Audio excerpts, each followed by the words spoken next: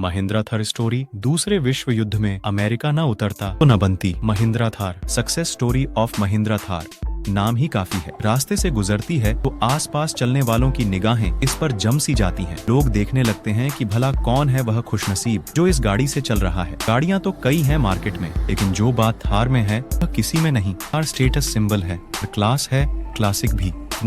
यह गाड़ी दिलचस्प है, उतना ही दिलचस्प है इसका अब तक का सफर और भारत में इसकी शुरुआत। यह भी पढ़ें, भारतीयों को नंगे पैर देख बिजनेस सूझा था। बाटा को दूसरे विश्व युद्ध में अमेरिका न उतरता न बनती महिंद्रा थार। यह भी पढ़ें या सुने, गोंद की बदबू को सुगंध में कैसे बदला पिकॉलमैन ने।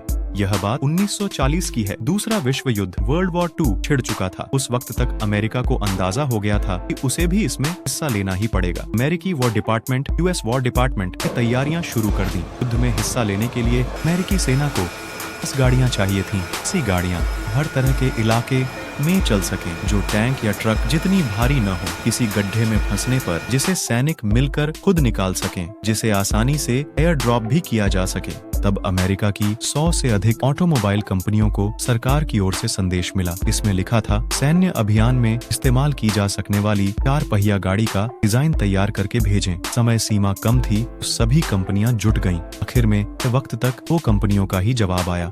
एक कंपनी थी बैंटम, दूसरी विलीज ओवरलैंड मोटर्स, जिसका ब्रांड नेम विलीज था। विलीज ने थोड़ा और समय मांगा, मगर अमेरिकी सरकार ने मना कर दिया। बैंटम कंपनी भी इतने बुरे वक्त से गुजर रही थी, लेकिन उसने गाड़ी का पहला प्रोटोटाइप तैयार कर दिया था। 1940 के सितंबर में बैंटम के प्रोटोटाइप ERC-40 का शुरुआती परीक्षण हुआ तो यह सेना की लगभग सभी उम्मीदों पर खरा उतर रहा था। महिंद्रा थार हिस्ट्री उन्हें बैंटम की ओर से दिया गया। डिजाइन तो पसंद आ गया, लेकिन सेना को बड़ी संख्या में गाड़ियां चाहिए थीं, वह भी बेहद कम समय से। बैंटम ऐसा करने में सक्षम नहीं थी, लिहाजा गाड़ी डिजाइन करने का काम लीज को सौंपा गया। साथ ही समय की top vehicle manufacturer Ford motor company को भी इस बात पर भी सहमति बनी कि कार निर्माता विलीज के सिस्टा HP गो डेविल पेट्रोल इंजन गो डेविल का इस्तेमाल करेंगे। इस तरह 2 जीपों का जन्म हुआ, विलीज MB और फोर्ड GPW। सेना ने कुछ कठिन टेस्ट किए, बदलाव करवाए, क्योंकि बैंटम के पास पर्याप्त उत्पादन क्षमता नहीं थी, इसलिए सेना को ज्यादातर विलीज MB और फोर्ड GPW मॉडल मिले। इस तरह की गाड़ियों को जीप कहा जाने लगा। दरअसल विलीज ने 1943 में ही जीप को एक ब्रांड के रूप में रजिस्टर करा लिया था। अमेरिकी रक्षा बलों की सभी शाखाओं ने जीप का इस्तेमाल शुरू कर दिया। माना जाता है कि दूसरा विश्व युद्ध खत्म होने तक करीब 6,40,000 जीप कार्स इन इंडिया बनाई जा चुकी थीं। जीपों ने दुनिया भर में युद्ध के मोर्चे पर अपनी काबिलियत साबित की। ये युद्ध में इस्तेमाल होने वाली बाकी गाड़ियों से हल्की थीं, इतनी हल्की कहीं फंस जाने पर सैनिक भी इसे निकाल लेते। जीप का इस्तेमाल एम्बुलेंस के तौर पर भी विश्व युद्ध में किया गया। ये एक तरह से सेना की मल्टीपर्पज व्हीकल बन गई।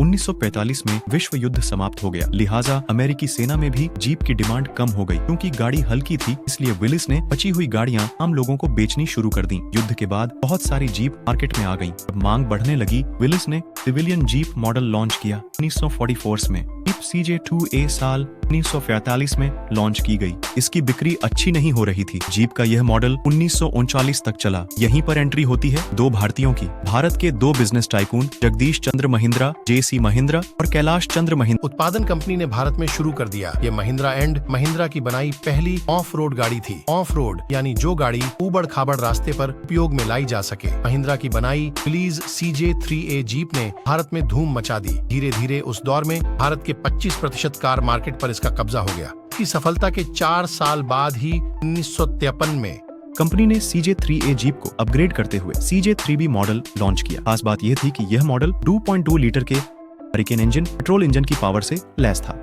यह पहली SUV स्पोर्ट यूटिलिटी व्हीकल थी, मिलिट्री कारों से अलग दिखती थी। 1985 में कंपनी ने CJ3B का लुक बदल दिया, इसे महिंद्रा MM40 नाम दिया। महिंद्रा MM40 का इंटीरियर पहले की जीप से बेहतर था। ये कंपनी की CJ सीरीज से अलग पहली SUV भी थी। महिंद्रा के विलीज से अलग होने के बाद MM540 में कई बदलाव हुए। 1995 में MM550 को लॉन्च किया गया। महिंद्रा क्लासिक आई। के बाद भारतीय सेना के लिए साल 2000 में महिंद्रा रक्षक लॉन्च किया गया। 2006 में महिंद्रा लीजेंड के आने बाद इस कड़ी की आखिरी जीप बनी महिंद्रा मेजर। यह भी पढ़ें या सुने, कैसे सबकी पसंद बना था डिटर्जेंट पाउडर।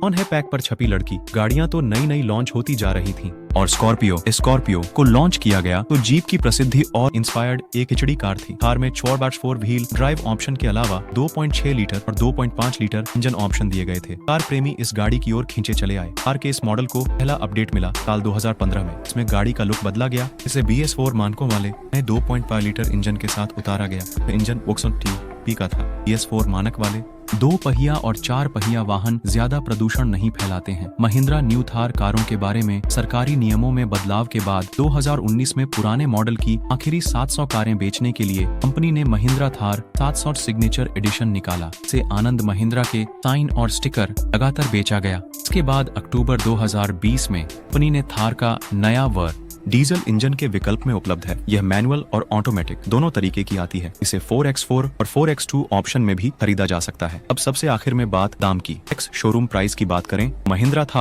थार प्राइस शुरुआती कीमत 10.54 लाख रुपए है। वहीं इसके top 4x4 model Mahindra Thar 4x4 price के लिए आपको 16.8 लाख रुपए खर्च करने होंगे। आज के लिए बस इतना ही। अगली वीडियो में और भी कुछ जानेंगे महिंद्रा थार के बारे में।